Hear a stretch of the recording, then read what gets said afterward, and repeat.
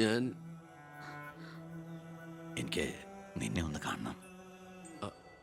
ഞാനിപ്പോ ഡൽഹിക്ക് പോകാൻ വേണ്ടി എയർപോർട്ടിൽ പോകാൻ നിൽക്കുക. എന്തായാലും ഞാൻ അവിടെ വന്നിട്ട് നീ പോയാ മതി. ഉടനെ എത്താം.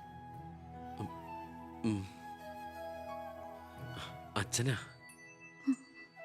ആ ശബ്ദത്തില് പഴയ സ്നേഹവും വാത്സല്യവും ഒക്കെ എന്നെ ഉണ്ണീന്ന് അച്ഛൻ പണ്ടങ്ങ് വിളിച്ച് കേട്ടതാ. പിന്നെ ഇപ്പോഴാ ഇങ്ങോട്ട് വരണുണ്ടെന്ന്. ഈശ്വര,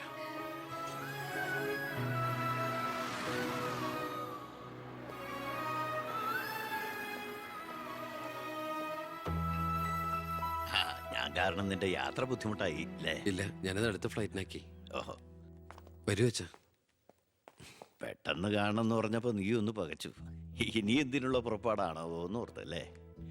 അച്ഛൻ ഇനി ആർക്കും ഒരു തലവേദനയാവില്ല മോനെ. ചെയ്തു കൂട്ടിയതൊക്കെ തെറ്റാണെന്ന് മനസ്സിലാക്കാൻ വൈകി. ശ്രമിച്ചില്ല.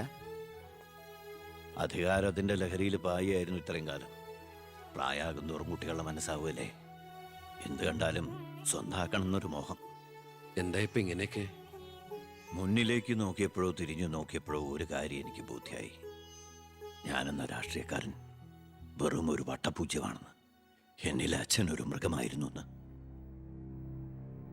പ്രായശ്ചിത്തം ചെയ്ത പാപങ്ങൾക്ക് പരിഹാരമാകുമെങ്കിൽ ഞാൻ മോന്റെ കാല് പിടിക്കും. അച്ഛാ, അങ്ങനെയൊന്നും പറയല്ലേ. മതിയായി, എല്ലാം മതിയായി. ഞാൻ ഇന്നുവരെ അഴിമതിയിലൂടെ ഉണ്ടാക്കിയതൊക്കെ സർക്കാരിന് തിരിച്ചു കൊടുക്കാൻ പോവാ. എന്നിട്ട് ചെയ്ത തെറ്റുകൾ ഏറ്റുപറഞ്ഞ് പൊതുജനങ്ങളോട് മാപ്പ് ചോദിക്കണം. അച്ഛാ, അച്ഛനെ വിശ്വസിക്കടാ. ഇനി നിന്റെ അച്ഛൻ വിശ്വാസവഞ്ചനം കാട്ടില്ല. മതി, എനിക്കിത് മതി. ഞാൻ ആഗ്രഹിച്ച പോലെ ഒരു അച്ഛനെ ഈശ്വരൻ എനിക്ക് തിരിച്ചു തന്നല്ലോ. അറിഞ്ഞോ അറിയാതെയോ അച്ഛനെ ഞാൻ വേദനിപ്പിച്ചിട്ടുണ്ടെങ്കിൽ അത് ഇങ്ങനെ ഒരു അച്ഛൻ്റെ മകനായിട്ട് ജീവിക്കാൻ വേണ്ടിയിട്ടാ. ഇനി എൻ്റെ അച്ഛന് വേണ്ടി ഈ സ്ഥാനമാനങ്ങളൊക്കെ ഉപേക്ഷിക്കാൻ എനിക്ക് സന്തോഷമേ ഉള്ളൂ. വേണ്ടടാ, എനിക്കിനി മന്ത്രി ഒന്നും ആകണ്ട. നീ ആ ശരി. നിന്നെപ്പോലുള്ള ചെറുപ്പക്കാരാണ് ഇനി ഇവിടെ ഭരിക്കേണ്ടത്. അടുത്ത തലമുറ നിന്നെ മാതൃകയാക്കുന്നത് നിറഞ്ഞ മനസ്സോടെ എനിക്ക് കാണണം. എന്നിട്ട് ഇങ്ങനെ ഒരു മന്ത്രിയുടെ അച്ഛനായിട്ട് ഇനിയുള്ള കാലം അഭിമാനത്തോടെ എനിക്ക് ജീവിക്കണം. ആ മോളെ, വന്നു കയറിയ മഹാലക്ഷ്മിയെ ആട്ടിപ്പായിച്ചവനാ ഞാൻ. എല്ലാ സൗഭാഗ്യങ്ങളും നിങ്ങൾക്ക് ഈശ്വരൻ തരും. നന്നായി വരും. ഉണ്ണി, ഇപ്പൊ എനിക്ക് മനസ്സിന് എന്തൊരു സ്വസ്ഥതയാണെന്നറിയൂടാ. ഇനി എനിക്കെല്ലാം മറന്ന് സമാധാനമായിട്ട് ഉറങ്ങണം. വരട്ടേടാ. ആ, നീ ഡൽഹി യാത്ര കഴിഞ്ഞ് തിരിച്ചു വന്നാൽ ഉടൻ രണ്ടുപേരും തറവാട്ടിലേക്ക് താമസം മാറണം. പറ്റേ മോളെ? ആ,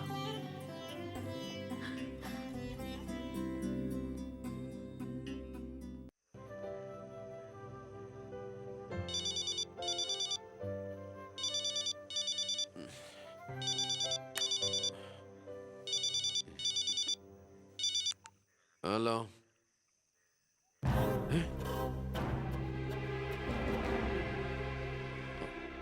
എപ്പോ?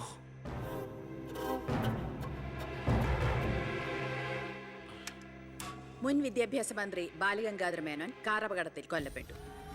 ആഭ്യന്തരമന്ത്രി ശ്രീ ബി കൃഷ്ണകുമാറിന്റെ പിതാവാണ് കൊല്ലപ്പെട്ട ബാലഗംഗാധര മേനോൻ. സംഭവസ്ഥലത്തു നിന്നും ലോറി ഡ്രൈവറും ക്ലീനറും ഓടി രക്ഷപ്പെട്ടു. മൃതദേഹം പോസ്റ്റ്മോർട്ടത്തിന് ശേഷം ചിറ്റാരിക്കരയിലുള്ള സ്വവസതിയിലേക്ക് കൊണ്ടുപോകും.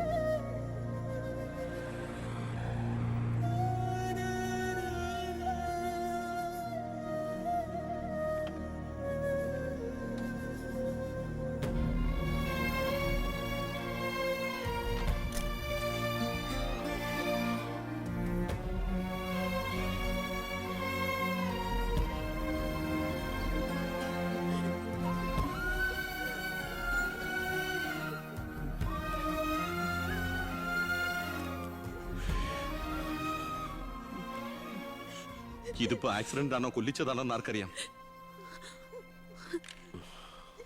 അധികാരം ഒഴിഞ്ഞു കൊടുക്കാതിരിക്കാൻ വേണ്ടി സ്വന്തം മകൻ തന്നെ കൊല്ലിച്ചതാണെന്ന് എല്ലാരും പറയുന്നേ. അയ്യോ,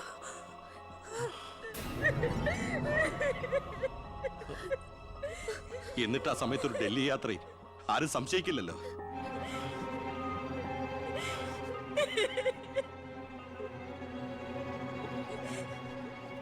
അമ്മേ, അച്ഛനേക്കാൾ വലുതാണോടെന്ന് എനിക്ക് അധികാരം, മന്ത്രിസ്ഥാനം. അച്ഛനെ എതിർത്ത് ഒടുവിൽ നീ സ്വന്തം അച്ഛനെ. അമ്മേ, എനിക്ക് നിന്നെ കാണണ്ട, പോ എന്റെ മുമ്പിൽ നിന്ന്.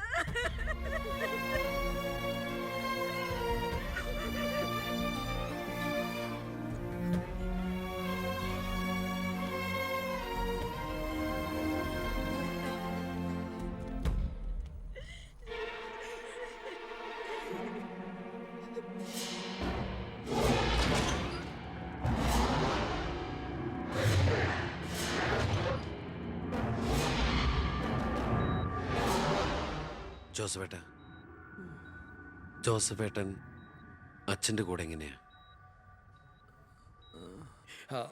താനിതെങ്ങോട്ടാ? ഞാൻ അങ്ങോട്ടാ? അങ്ങോട്ട് അല്ല, ഇങ്ങോട്ട്. കയറോ വണ്ടിയില്. ഇങ്ങോട്ട് കയറോ. ആള് മാറിപ്പോയില്ലല്ലോ. ഞാൻ ജോസഫാ. തന്നോട് വണ്ടി കയറാനല്ലേ പറഞ്ഞേ? എങ്ങോട്ടാ എന്നെ കൊണ്ടുപോകുന്നേ? കൊല്ലാൻ. വണ്ടി വിടണോ? 10-25 കൊല്ലം നിഴൽ പോലെ നടന്നല്ലേ എൻ്റെ കൂടെ. താനുണ്ടാകണം ഇനി എന്നോടൊപ്പം. PA ആയിട്ടല്ല, നല്ലൊരു സുഹൃത്തായിട്ട്. സാറിന് വട്ടായോ? ഞാൻ ഉദ്ദേശിച്ച്.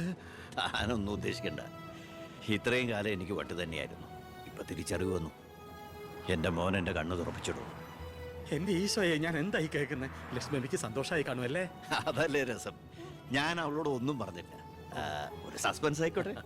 മകനും മരുമകളും പെട്ടെന്ന് വീട്ടിൽ വന്ന് കയറുമ്പോ അവൾ അന്തം വിട്ടു.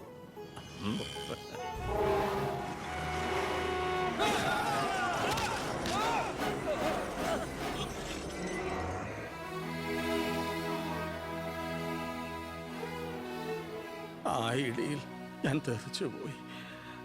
അതൊരു സാധാരണ ആക്സിഡന്റ് ആയിരുന്നെന്ന് എനിക്ക് തോന്നുന്നില്ല.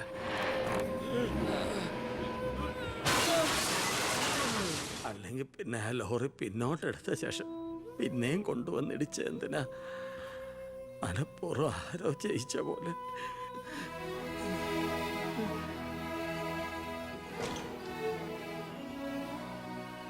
സർ, ഒരു കാര്യം, ആ ലോറി ഡ്രൈവറും കിളിയും ഒളിച്ചിരിക്കുന്ന സ്ഥലം കണ്ടുപിടിച്ചു. പക്ഷേ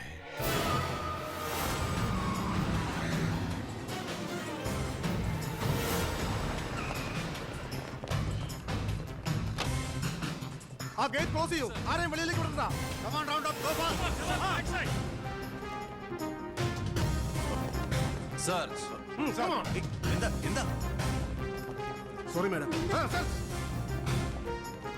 ആ നോക്കൂടെ, ആ നോക്കൂ, ആ ബാത്റൂമില്. എന്താ പ്രശ്നം?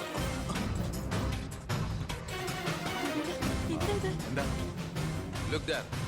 എന്താ പ്രശ്നം? ആരെങ്കിലും ഉണ്ടോ?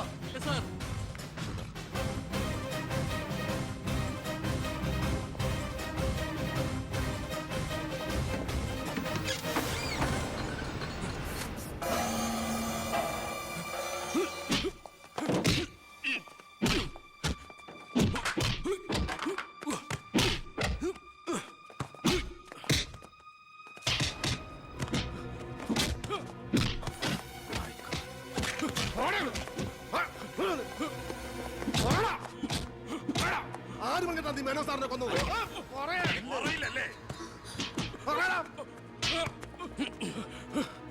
ഇവരിൽ ആര് പറഞ്ഞിട്ടാടാ നീ ഇവിടെ കയറി വിളിച്ചത്?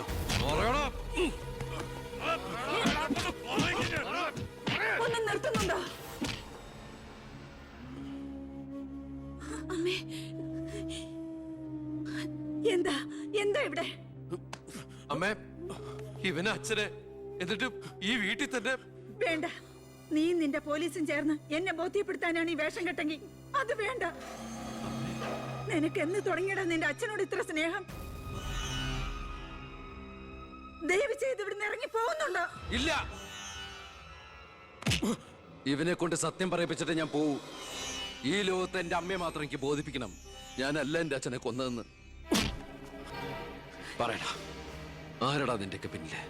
ആരടാ നിന്റെയൊക്കെ പിന്നില്? പറയടാ. പറയാൻ ആരടാ എന്റെ അച്ഛനെ കൊന്ന്? ഇവനെ തല്ലിക്കൊന്നാലും പറയില്ലടാ. എനിക്കറിയാം ആരാണെന്ന്. ഇനി എനിക്ക് പിടിച്ചു നിൽക്കാനാവില്ല. ഞാൻ പറയാം. ആ, നീ ഇതുവരെ എഴുന്നേറ്റില്ലായിരുന്നു.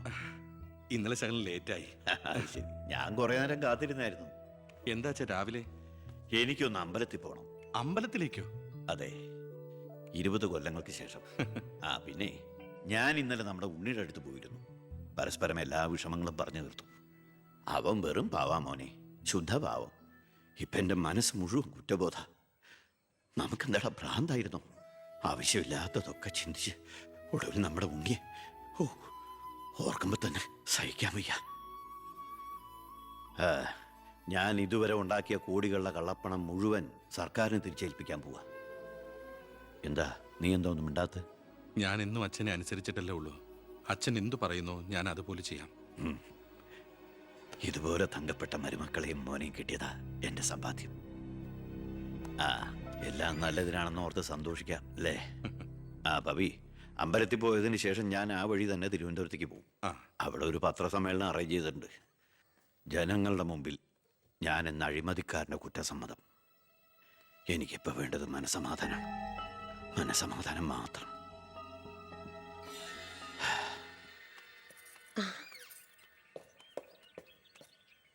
സാർ ബെൻസേല്? വേണ്ടടോ, പഴയ ശീലങ്ങളൊക്കെ മാറ്റി നമുക്ക് ഇതിൽ പോവാം. ശരി വാ. സാർ.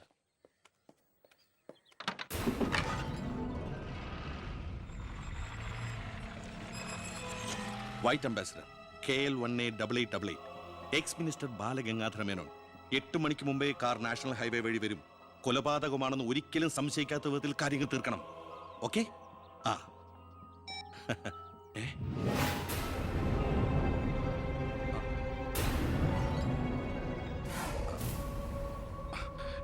നീ ഇവിടെ നിപ്പുണ്ടായിരുന്നോ?